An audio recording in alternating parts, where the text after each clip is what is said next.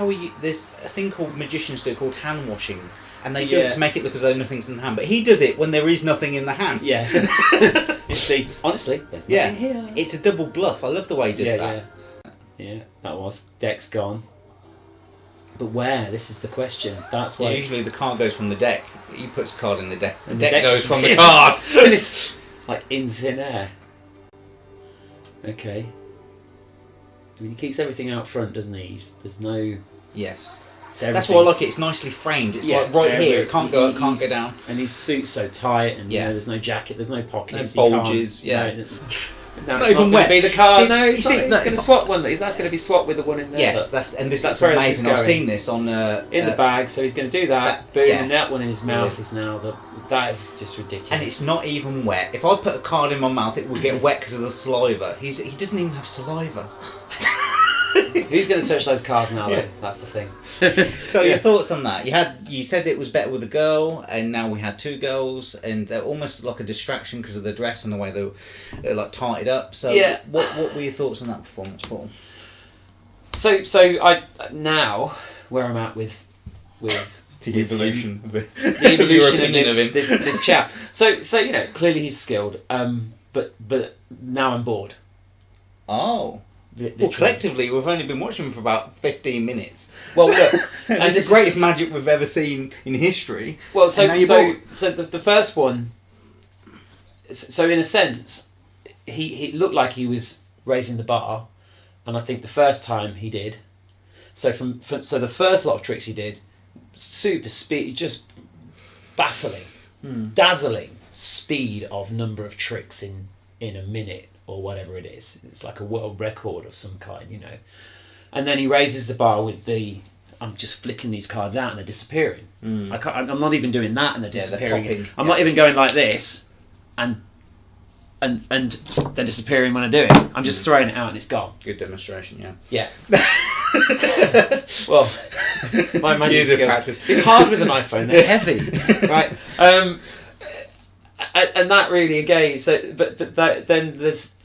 I'm not saying there's nothing new, but it's like, well, what else is I've there? I've seen your turn now. I've seen what you do. I've seen it. Once you've done your turn, you can become a victim of your own success, and that there's an expectation that you're going to do something different, and that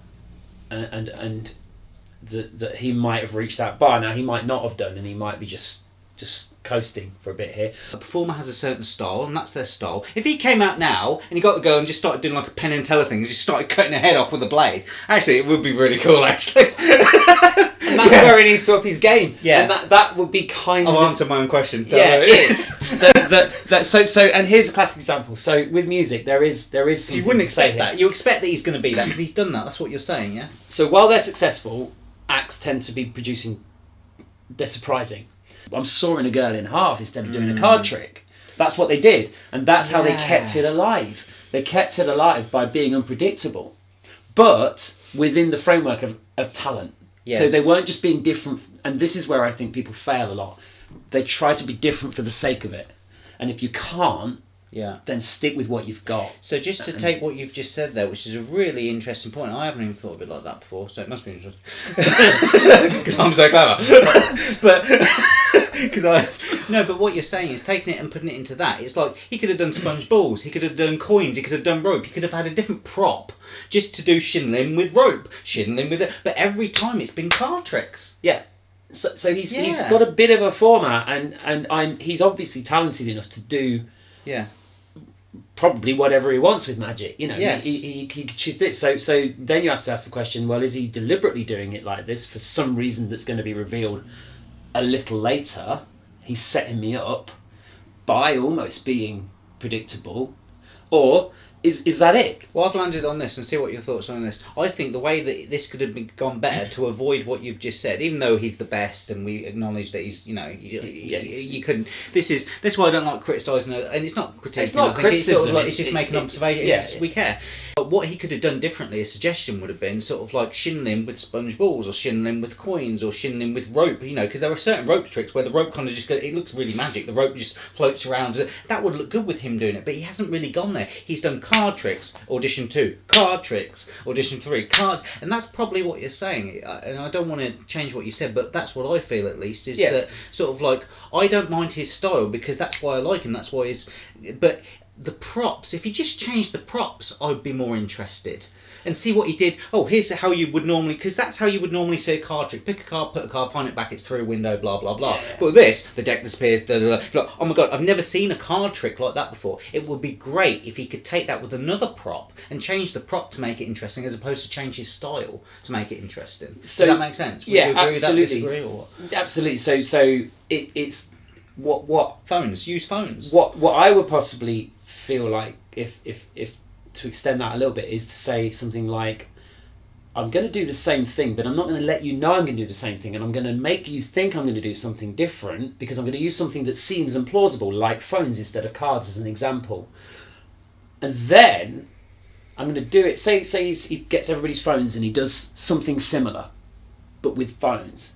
But he's setting you up to go, he's going to do something different. What's he going to do? And you go, oh my God, he just did that same trick, but with flipping phones. It's like the juggling with a chainsaw and an apple and an egg and a base different to 3-ball basketball. It makes it interesting. It's like suddenly he goes, well, anybody can juggle juggling balls, right? Yeah. But nobody can juggle. But chainsaws. I watched this guy, and it was like from the 70s or 80s or something, really famous guy, and he got a chainsaw and a bowling ball and an egg and an apple.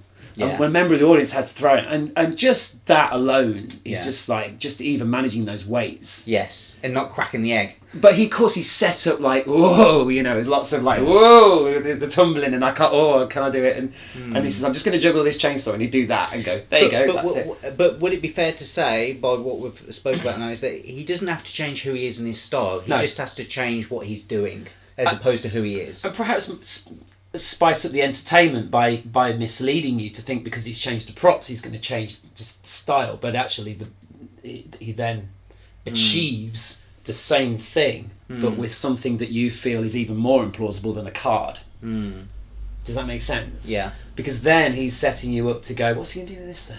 Oh, I'm interested now. Because there's a lot of range you can do with magic, and he's kind of refined it to just here. Yeah. And he kind of needs that to get that slickness with it. Yeah. But at the same time, it's restricted. There is the other angle that we talked about earlier as well, that may not be him.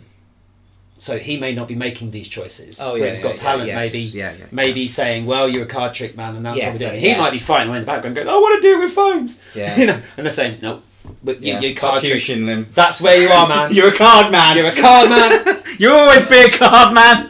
You'll never go on to coins. We made you, and we can break you. We can break you. Like, we can rip this card up. You think you're palm your way out of it. Yeah. The handcuffs on him. Get out of those, you little. Yeah. Thanks for watching. Don't forget to subscribe to our YouTube channel, and you'll be notified of our latest videos.